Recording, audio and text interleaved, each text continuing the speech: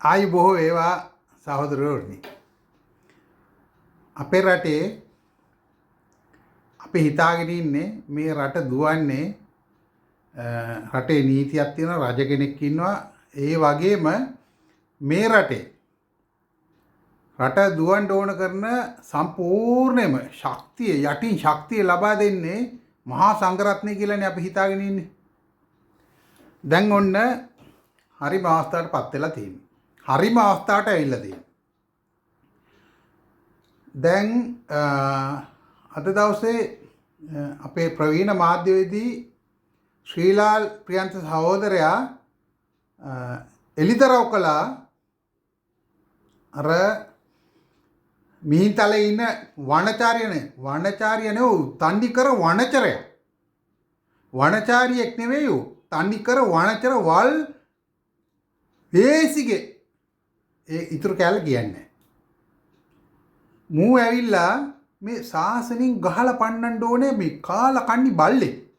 සාසනෙන් ගහලා පන්නන්න ඕනේ කාලකන්නි බල්ලේ.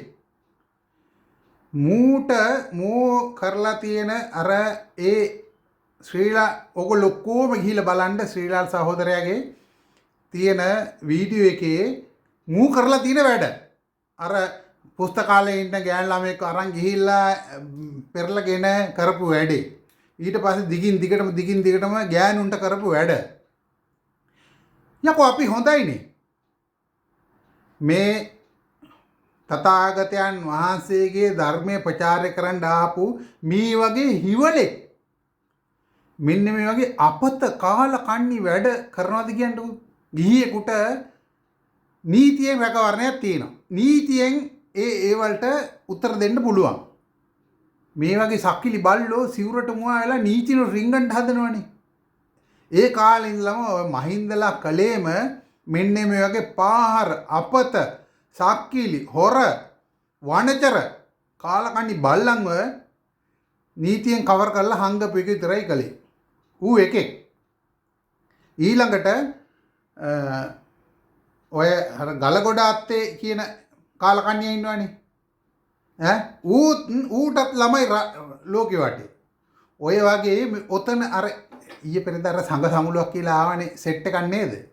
ඒ සංඝ සමුළුවට ආපු උන්ගෙන් අති බහුතරයට නඩු තියෙන ප්‍රශ්න තියෙන මේ වැරදි තියෙන කාලකන්ණි සත්තු සෙට් එකක්ම තමයි ඔය ඇවිල්ලා තියෙන්නේ. දැන් මුන් අපිට පෙන්වන්න හදනවා උන්ට රැකවරණ තියෙන රාජපක්ෂලාගෙන් විතරයි කියලා. ඔව් තොපිට රැකවරණ තියෙන රාජපක්ෂලාගෙන් විතරයි තමයි. හැබැයි අපි බෞද්ධ හැටියට එකතු වෙලා සමස්ත රටම එකතු කරගෙන සංගායනාවක් කළා. මහජන සංගායනාවක් කළා. තොපි 70 ගහලා පන්නනවා. අතුගාලම දාන මේ සමාජයේ. එකෙක් වරේ කතා කරන්නේ. එකෙක් වරේ නඩු දාපිය අපිට. උන්ට ගහලා විතර නෙවෙයි කැති ගාලා පන්නන්නේ. කැති ගාලා පන්නන්නේ. මුන් තමයි බුද්ධ ආගමට අපේ නිර්මලව බුදු දහමට හානි කරන බලු සක්කිලි බලු 70 මුන්ට ගහලා පැන්නුවේ නැත්තම් මේ ශාසනය ඉවරයි. මේ ශාසනය ඉවරයි. සුපේසල ශික්ෂාකාමී බෞද්ධ භික්ෂුන් වහන්සේලා ඉන්නවා. දැන් එදා ඔය මහින්දයාගේ සංඝ සමුළුවට ආපු අර ආනන්දයාගේ සංඝ සමුළුවට ආපු ඔත 275න් අර සාමරලා ටික අයින් කරන්නකෝ. ඉතුරුන් ටික ඔක්කොම වනචර බල්ලෝනේ. වනචර කාලකන්ණි 70නේ. අර මේ එකෙක් ඉන්නවා මේ කොහෙද අනේ මේ මල්සිරිපුර දිහා ඉන්න නිගණ්ඨයා ඉන්නවනේ. තමන්ගේ දරුවට මේ යුතුයකම් කරන්නේ නැති බල්ලා කොහෙද යකෝ මේ බුද්ධ ශාසනයට යමක් කරන්නේ. බුදුහාමුදුරුවෝ කියපු කිසිම දෙයක් තොට කරන්න පුළුවන්ද කියන්කො මීහරකෝ. බල්ලෝ මුන් ඔක්කොම බල්ලෝ සක්කිලි සත්තු මුන් ආය අවජාතකයෝ මුන් ඇවිල්ලා නිගණ්ඨයෝ මුන් ආර ධර්මයේ හැසිරෙන්නේ නැති කාලම කන්නි 70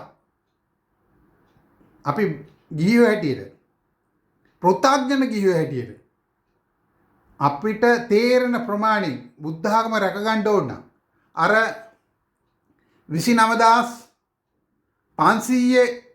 නමදස් පන්සීය භික්ෂුන් වහන්සේලාගේ පැත්තද අපි ගන්න ඕනේ. මෙන්න මේ කාලකන්ණි අර 275 300ක් අන්නේ පැත්තද ගන්න ඕනේ.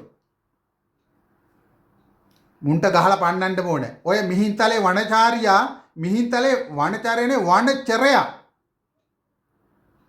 උගේ මේ මුළු පැටිකිරියම දැන් මේ වෙලේ එළියට ඇවිල්ලා තියෙන්නේ. මුන් ඔක්කොම ගහලා පන්නන්න. ගහලා විතර නෙවෙයි.